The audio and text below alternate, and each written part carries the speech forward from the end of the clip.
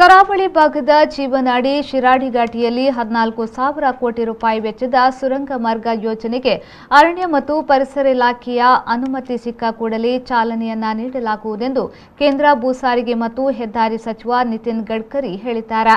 ದಕ್ಷಿಣ ಕನ್ನಡ, ಉಡುಪಿ ಸಹಿತ 7 ಜಿಲ್ಲೆಗಳಿಗೆ ಸಂಬಂಧಪಟ್ಟ ರಾಷ್ಟ್ರೀಯ ಹೆದ್ದಾರಿಗಳ ವಿವಿಧ ಕಾಮಗಾರಿಗಳಿಗೆ ಅವರು ಶಂಕುಸ್ಥಾಪನೆ ಮತ್ತು ಲೋಕಾರ್ಪಣೆಯನ್ನ ನೆರವೇರಿಸಿ ಮಾತನಾಡಿದರು.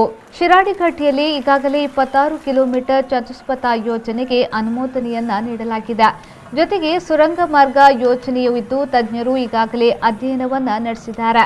ಈ ಯೋಜನೆ ಅನುಷ್ಠಾನಕ್ಕೆ ಮುಖ್ಯಮಂತ್ರಿ ಅರಣ್ಯ ಮತ್ತು ಪರಿಸರ ಇಲಾಖೆಯ ಅನುಮತಿಯನ್ನ ಶೀಘ್ರ ದೊರಕಿಸಿಕೊಡಬೇಕು ಎಂದು ಹೇಳಿದರು.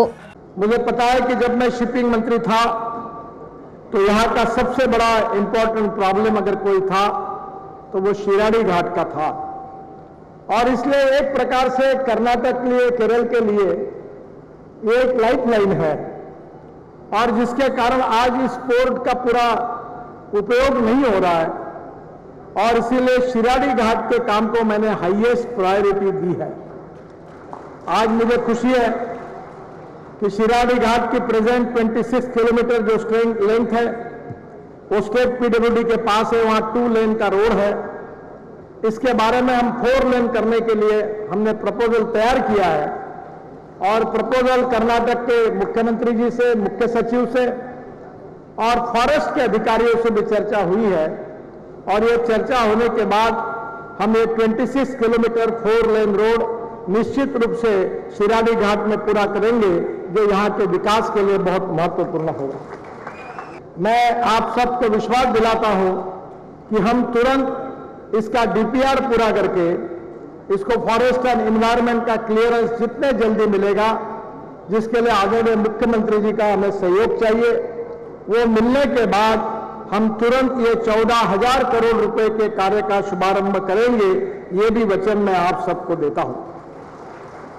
ಯಾವುದೇ ರಿಂಗ್ ರೋಡ್ ನಿರ್ಮಾಣ ಯೋಜನೆಗೆ ಈ ಹಿಂದೆ ಭೂಸ್ವಾಧೀನ ವೆಚ್ಚದ 50% ಭಾಗವನ್ನು ರಾಜ್ಯ ಸರ್ಕಾರ ಭರಿಸಬೇಕಿತ್ತು. ಈಗ ವೆಚ್ಚದ 25% ಭಾಗವನ್ನು ರಾಜ್ಯ ಭರಿಸಿದ್ರೆ ಸಾಕಾಗ್ತದೆ. ಅದೇ ರೀತಿ ರಾಯಲ್ಟಿ ಮತ್ತು ನಿರ್ಮಾಣ ಸಾಮಗ್ರಿಗಳ ಜಿಎಸ್ಟಿಯಲ್ಲೂ ರಿಯಾಯಿತಿ ನೀಡಲಾಗುವುದೆಂದು ಹೇಳಿದರು.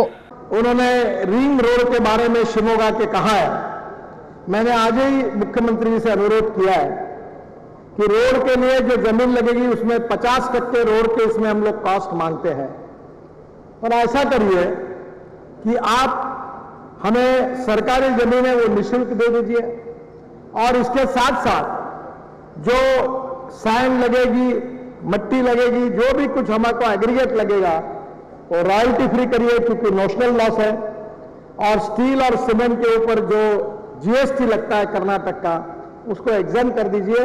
आप बोलोगे इतने सब रिंग रोड और बाईपास कर्नाटक के मैं बना कर दूंगा, ये विश्वास आपको देता हूं। ಮುಖ್ಯಮಂತ್ರಿ ಬಸವರಾಜ ಬೊಮ್ಮಾಯಿ ಅವರು ಮಾತನಾಡಿ, ರಾಷ್ಟ್ರೀಯ ಹೆದ್ದಾರಿಗಳ ಪಕ್ಕದಲ್ಲಿ ನೀರಿನ ಮೂಲಗಳನ್ನು ಸಂರಕ್ಷಿಸಿ ಇದರ ಲಾಭವನ್ನು ರೈತರಿಗೆ ದೊರಕಿಸಿಕೊಡುವ ಜಲಶಕ್ತಿ ಯೋಜನೆಯನ್ನ ಅನುಷ್ಠಾನಗೊಳಿಸಲು ರಾಜ್ಯ ಸರ್ಕಾರ ನಿರ್ಧರಿಸಿದ್ದು, ಈ ಬಗ್ಗೆ ಸದ್ಯದಲ್ಲೇ ಸರ್ಕಾರಿ ಆದೇಶ ಹೊರಡಿಸಲಾಗುವುದೆಂದು ಮುಖ್ಯಮಂತ್ರಿ ಬಸವರಾಜ ಬೊಮ್ಮಾಯಿ ಹೇಳಿದರು. ರಿಂಗ್ ರೋಡ್ಗಳಿಗೆ ಭೂಸ್ವಾಧೀನದ 25% ಮಾತ್ರ ನೀಡುವ ಹಾಗೂ ಜಿಎಸ್ಟಿ ಮತ್ತು ರಾಯಲ್ಟಿ ರಿಯಾಯಿತಿ ನೀಡುವ ಕೇಂದ್ರ ಸರ್ಕಾರದ ಹೊಸ ನಿಯಮಗಳಂತೆ ಯೋಜನೆಗಳಿಗೆ ಒಡಂಬಡಿಕೆ ಮಾಡಿಕೊಳ್ಳಲಾಗುವುದು. ಇದರಲ್ಲಿ ಮಂಗಳೂರು ಬೈಪಾಸ್ ರಸ್ತೆ ಯೋಜನೆ ಕೂಡ ಸೇರಿದೆ ಎಂದು ಹೇಳಿದರು. ಈ ಸಂದರ್ಭದಲ್ಲಿ ಕೇಂದ್ರ ಸಚಿವ ಪ್ರಹ್ಲಾದ್ ಜೋಶಿ, ಸಂಸದ ನಳಿನ್ ಕುಮಾರ್ ಕಟೀಲ್, ರಾಜ್ಯ ಲೋಕೋಪಯೋಗಿ ಖಾತೆಯ ಸಚಿವ ಸಿಸಿ ಪಾಟೀಲ್, ಜಿಲ್ಲಾ ಉಸ್ತುವಾರಿ ಸಚಿವ ಸುನಿಲ್ ಕುಮಾರ್, ಸಚಿವರಾದ ಎಸ್ ಅಂಗಾರ, ಸಚಿವ ಕೋಟಾ ಶ್ರೀನಿವಾಸ್ ಪೂಜಾರಿ, ಸಂಸದರಾದ ಬಿವೈ ರಾಘವೇಂದ್ರ, ಮುನಿಸ್ವಾಮಿ, ಶಾಸಕರಾದ ಸಂಜೀವ ಮಠಂದೂರು, ವೇದವ್ಯಾಸ್ ಕಾಮತ್, ಡಾಕ್ಟರ್ ವೈಭರ್ ಶೆಟ್ಟಿ, ಹರೀಶ್ ಪೂಂಜಾ, ಲಾಲಾಜಿ ಆರ್ಮೆಂಡನ್, ಉಮಾನಾಥ್ ಕೋಟ್ಯನ್, ರಾಜೇಶ್ ನಾಯ್ಕ್, ರೂಪಾಲಿ ಸಂತೋಷ್ ನಾಯ್ಕ್, ವಿಧಾನ ಪರಿಷತ್ನ ಸದಸ್ಯರಾದ ಪ್ರತಾಪ್ ಸಿಂಗ್ ನಾಯಕ್, ಮಂಜುನಾಥ್ ಭಂಡಾರಿ, ಮೇಯರ್ ಪ್ರೇಮಾನಂದ ಶೆಟ್ಟಿ ಮೊದಲಾದವರು ಉಪಸ್ಥಿತರಿದ್ದರು.